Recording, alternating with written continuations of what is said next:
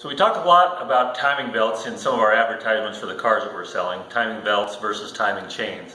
The big difference is that a timing belt is a maintenance item on a car that needs to be taken care of somewhere around the 100,000 mile mark in every 100,000 miles.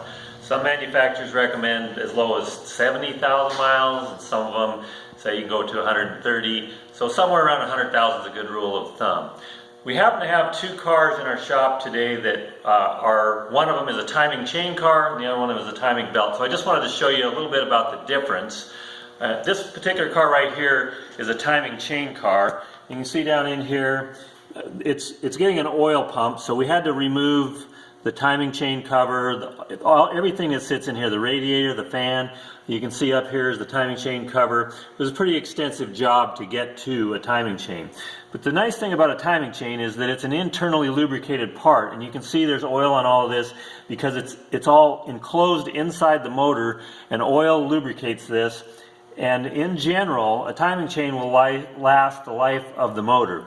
There are some parts inside of the timing chain motors that can fail, and there are these devices that are on the ends of the camshafts. We call them cam phasers, but they're basically what adjusts your timing in your car. But in general, timing chains will last the life of the car. Okay, so this one was an exception. It had to have some other parts, and so we had to get in here to see it. So it gives you a good idea what it looks like inside a timing chain car. Now we're going to walk over here and take a look at the timing belt car. So once again, timing belts about every 100,000 miles. This is a timing belt. This is the timing belt out of this car.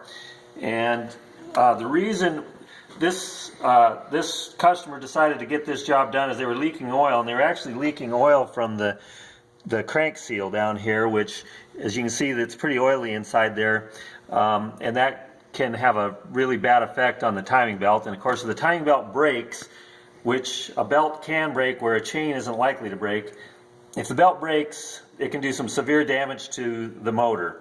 So it's a good idea to make sure you get that taken care of. And you can see what kind of a job that is. Generally, we've taken off all these parts down here on the floor, the fan, the timing cover, the harmonic balancer, all the pulleys, and everything that's on the front of the engine here has to come off. And so the water pump is also internal, is inside where the timing belt, and is driven by the timing belt. So generally when we do a timing belt, we also do a water pump, and so we do a timing belt water pump kit. Those usually cost anywhere from, just to keep it simple, from around $150 to probably as much as $400, depending on how exotic your car is.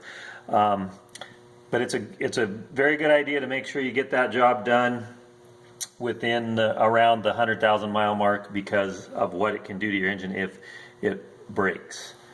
And that, folks, is the difference between a timing chain and a timing belt car. Thanks for watching.